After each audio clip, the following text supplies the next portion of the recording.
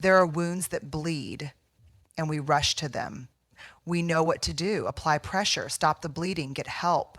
But then there are other wounds, invisible ones, the kind we carry behind a polite nod, a casual, I'm fine, a perfectly timed laugh at the dinner table. These wounds don't announce themselves, but they live just as deeply, maybe even more so. Family betrayal is one of them. It's a fracture that doesn't just break trust, it breaks identity. And we carry that break with a brave face because it's easier than trying to explain why we feel so lost around the people who were supposed to love us the most. The most painful part of family betrayal isn't just the act itself, it's the silence that follows, the denial. The way everyone keeps showing up to birthdays, weddings, or holidays acting like everything is fine, like they didn't see the wound, like they weren't the ones who caused it. And when you speak up, when you try to name the hurt, you're often met with gaslighting.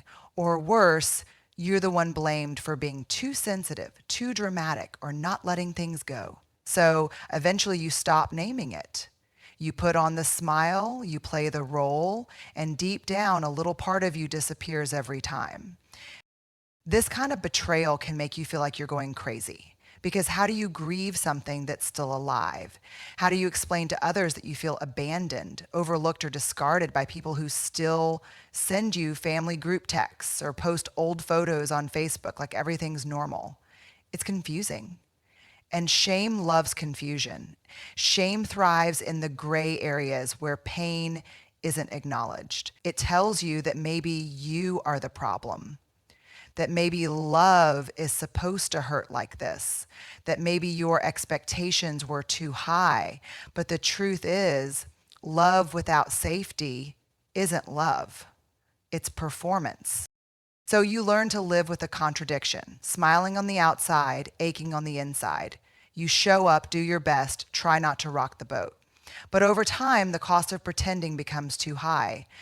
Your body starts to carry the tension. Your joy starts to dim. And one day you wake up and realize you've been bleeding emotionally for years and no one even noticed. Or worse, they noticed and chose to look away. But let me tell you something, your pain is real. It matters.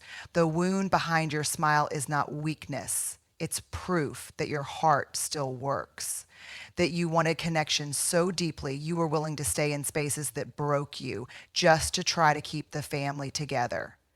That's not failure, that's love. But now it's time to offer some of that love to yourself, because healing doesn't begin when others admit they hurt you. It begins when you stop denying that they did. Naming the betrayal is hard. It's painful. It might come with guilt, especially if your family raised you to believe that loyalty means silence. But silence isn't loyalty, it's erasure. And you were not put on this earth to be erased. You were born to be seen, to be heard, and to be whole. And wholeness doesn't require permission, it requires truth, even if that truth is uncomfortable, even if it means stepping away to breathe. You don't have to stay in a room just because you were born into it.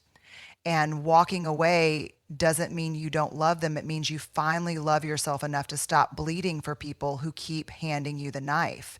That's not bitterness. That's boundaries. That's survival. That's self-respect. So today, if you're still smiling through the pain, I see you. And I want you to know it's okay to put the smile down. It's okay to feel the grief. It's okay to choose yourself. Because the wound behind the smile doesn't have to be a lifelong scar. It can become a place of transformation, a place where healing begins, a place where you begin again. We grow up believing that truth is supposed to bring people closer, that if you just tell someone how you feel, or if you just speak your heart clearly enough, they'll hear you, they'll understand, and they'll meet you in that tender middle space with a hug, a tear, and a promise to do better. But sometimes the truth doesn't bring healing. Sometimes it brings silence or distance or doors that quietly close behind you. And that's the kind of truth no one really prepares you for, the kind that doesn't reconcile but releases. There is a truth that sets you free, yes. But what they don't always say is that freedom sometimes comes with loneliness, with shattered illusions, with the realization that not everyone wants to know your truth because knowing it might mean they have to change or apologize or see themselves in a light they're not ready for. So instead of embracing you, they reject the truth. And in doing so, they reject the version of you that finally had the courage to stop hiding. Family especially has a way of tethering us to roles. The peacemaker, the quiet one, the caregiver, the one who always lets things slide. So when you finally speak up, when you break the unspoken rules and say, this hurt me or I deserve better, you're not just telling the truth, you're disrupting a system. And systems don't like being disrupted, especially not the ones that benefited from your silence. That's why telling the truth in families often feels like betrayal, not because it is betrayal, but because the story they tell themselves about who you are doesn't match the version standing in front of them anymore. And instead of asking questions or leaning in with curiosity, they pull away. They protect the story, even if that means letting go of you. And here's the heartbreak of it. Sometimes people don't come back. Sometimes the confrontation doesn't lead to understanding, it leads to estrangement. And that's a truth that's heavy to carry. But just because reconciliation didn't happen doesn't mean speaking your truth was wrong. It means you were brave enough to love yourself more than you feared their reaction. And that kind of courage is not for the faint of heart. We have to stop measuring the value of truth by how well it's received. Truth is not always soft. It's not always digestible. Sometimes it's raw. Sometimes it disrupts everything. But that disruption can be the first step toward real freedom. Freedom from roles that suffocate, freedom from stories that no longer fit, freedom from needing others to validate what you already know in your bones. You can grieve and still stand by your truth. You can love them and still hold boundaries. You can miss what you thought could have been and still honor what is. Because truth isn't always about healing with others. It's often about healing from them. It's about learning to hold your own hand when no one else reaches for it. So if your truth didn't come with a hug, if it came with silence or anger or distance, know this: the absence of reconciliation doesn't erase the importance of your voice. You are not wrong for saying what needed to be said. You are not wrong for choosing honesty over comfort. That moment of truth, even without the hug, even without the happy ending, that was you showing up for yourself. And that's a beginning too. Grief doesn't always show up wearing black. Sometimes it's sitting at the kitchen table, passing the mashed potatoes while your chest feels hollow. Sometimes it's on the couch beside someone who doesn't see you anymore. Not really. This kind of grief is quiet, invisible to outsiders, and hard to explain. Because how do you tell someone that you're grieving people who are still alive? How do you mourn a family that's still physically there, but emotionally gone? We're told grief belongs in cemeteries and funerals, but the truth is, it can live right in your own home, in childhood bedrooms filled with echoes of who you used to be, in awkward phone calls that dance around everything real, in the realization that your family can be present in body but absent in understanding, compassion, or care. This is the grief no one talks about. The loss of the idea of family, the version you thought you had, or the one you desperately wanted to believe in. And this kind of grief is especially cruel because it doesn't come with casseroles or sympathy cards. No one says, I'm sorry for your loss when your parent betrays your trust, or when your sibling turns cold, or when your whole family chooses denial over accountability. There's no ritual, no closure, just the slow, painful dawning that you are not as safe, as loved, or as seen as you once hoped. That the people who were supposed to be your soft place to land sometimes became the very ones you had to protect yourself from. It hits in waves. A memory surfaces, a childhood photo, a family vacation, and it stings. because now you wonder if it was ever really what you thought it was. You question everything. Was the love real? Were the smiles forced? Did they ever truly know you? And the worst part is you start to question yourself. Maybe you were too much, too sensitive, too different. Maybe you asked for too much. But here's the truth. Asking to be respected, seen, and emotionally safe is not too much. It's human. Grieving the family you thought you had means learning to live with an emotional ghost. It means holding space for disappointment without letting it rot into bitterness. It means accepting the heartbreak while choosing not to abandon yourself in the process. Because yes, it hurts that they couldn't show up for you. Yes, it hurts that you had to learn to self-soothe from a very young age. But that pain is not proof that you're unworthy. It's proof that you've always needed more than they were capable of giving. And needing more doesn't make you wrong. Sometimes you have to let go of the dream before you can see the truth. And letting go doesn't mean you stop loving them. It means you stop expecting them to be someone they're not. You stop rewriting history. You stop waiting for them to wake up and change. That's where the healing begins, in the release, in the radical acceptance of what is, so you can finally begin to build something different for yourself, something honest, something whole. And yes, you're allowed to cry over it. You're allowed to sit in the living room with the lights off and feel the grief in your bones. You're allowed to scream into a pillow, to journal at 2 a.m., to feel like a kid again, because in many ways you are mourning for the child in you who just wanted to be loved the right way. That child deserved better, and now you get to be the one who offers it. This is what it means to grieve without graves, to love people from a distance, to honor what was while protecting what is. And one day, maybe not today, you'll realize that the grief has softened, not because it vanished, but because you grew stronger, more rooted, more alive. And when that day comes, you'll sit in that same living room, not mourning, but healing, not waiting, but moving on. There comes a moment when you get tired of waiting, not in an impatient way, but in a soul-deep, bone-weary kind of way. Tired of waiting for the apology that never comes, tired of hoping they'll finally understand, tired of shrinking yourself to make others comfortable. That moment, as quiet as it might be, is actually a turning point. It's when you realize that peace doesn't come from their validation, it comes from your decision to stop needing it. For so long, many of us have been conditioned to seek approval, especially from family. We were raised to be the good child, the agreeable one, the bridge builder. We learned early that pleasing others kept the peace. But what happens when keeping the peace means abandoning yourself? What happens when the cost of being accepted by them is living a life that doesn't feel like your own? That's not peace, that's performance. And eventually, it starts to eat away at your joy.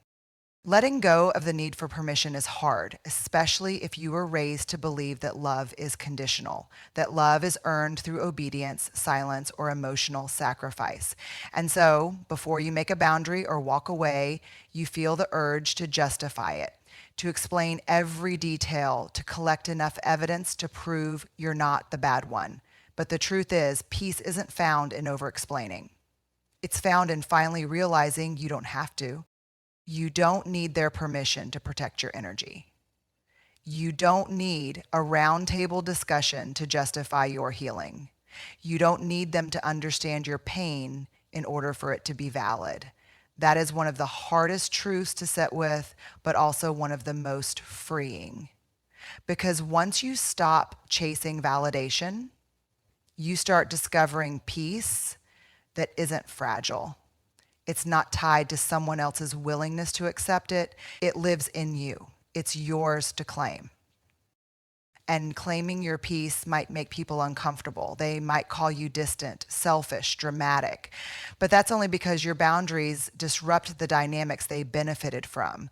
When you stop playing the role they assigned you, they don't know what to do with you. Let them be confused. Let them talk. You're not responsible for managing other people's discomfort with your growth. Peace isn't loud. It doesn't beg to be noticed. It's the quiet exhale after years of holding your breath. It's waking up and not dreading the next phone call. It's knowing that your worth is no longer up for debate. And here's the thing, the people who truly love you, the ones who see you, won't require an explanation to respect your boundaries. They won't need a PowerPoint presentation to believe your pain. They'll listen, they'll adjust, they'll show up differently. And the ones who can't, let them fall away. Choosing peace over permission is not an act of rebellion. It's an act of remembering who you are, what you deserve, how it feels to belong to yourself again. It's a return, not to the family you were born into, but to the home you've been building inside of you, the one where your heart is safe, your voice is honored, and your peace is protected. So if you're standing at that crossroads, wondering whether you're allowed to take the next step, here's your answer. You don't need permission to heal. You don't need anyone's blessing to grow. You are allowed to leave the room, the relationship, the pattern. You are allowed to create a life that feels good in your body, even if no one claps for it. Because at the end of the day, peace isn't about being right, it's about being free. We're often told that strength looks like staying, that loyalty means holding on, that the bigger person is the one who keeps showing up even when it hurts. But what if that story is wrong? What if real strength isn't in how long you endure, but in the moment you decide enough? Walking away has always been painted as giving up, but maybe it's not weakness. Maybe it's wisdom. Maybe it's the bravest thing you'll ever do. For too long, walking away has been confused with abandonment. But there's a difference between leaving because you don't care and leaving because you finally do. Sometimes you walk away not out of spite, but out of clarity. Not because you hate them, but because you've stopped hating yourself. You've stopped tolerating chaos in the name of keeping the peace. You've stopped betraying your own soul for a seat at a table where love is conditional. And let's be honest, walking away from family can feel like tearing your own skin off. It goes against everything you were taught, that family is forever, that blood is thicker, that they're doing their best. But here's the hard truth. Love without accountability is not love, and family without safety is not home. You are not obligated to stay in dynamics that diminish you simply because you share a last name. It's okay to be the one who draws the line, to say this far and no further. You don't have to yell. You don't have to explain it 12 times. Quiet boundaries are still boundaries. Graceful exits are still exits. Walking away doesn't mean you're cold. It means you're clear. You've learned that proximity doesn't equal love, and endurance doesn't equal worth. And maybe for the first time, you're choosing you. Strength is often invisible. It's in the quiet tears after setting a boundary. It's in the shaky breath after saying no. It's in the way you keep choosing healing even when it's lonely, especially when it's lonely. Strength is turning away from the pattern you were raised in and choosing to raise yourself differently. You might not have had a model for healthy love, but you are becoming one, and that is revolutionary. People may not understand your decision to walk away. They may whisper, judge, rewrite the story. Let them. You don't owe anyone a version of yourself that feels small. You don't have to keep sacrificing your mental and emotional health for someone else's comfort. Choosing to walk away isn't about being cold-hearted. It's about realizing your heart matters too. And here's the beauty of it. Walking away creates space. Space for peace. Space for healing. Space for the right relationships, the ones where you're not performing but belonging. Where love doesn't come with strings or shame. Where you can breathe, be honest, and be whole. That space might feel empty at first, but give it time. Peace always feels quiet when you've been living in noise. So if you're on the edge, if you're wondering whether you're weak for needing distance, here's the truth. You're not. You are strong. You are allowed. You are not broken. You are becoming. Walking away is not failure. It's not giving up. It's growing up. And sometimes the strongest thing you can do for yourself is to leave the place where your strength was never truly seen.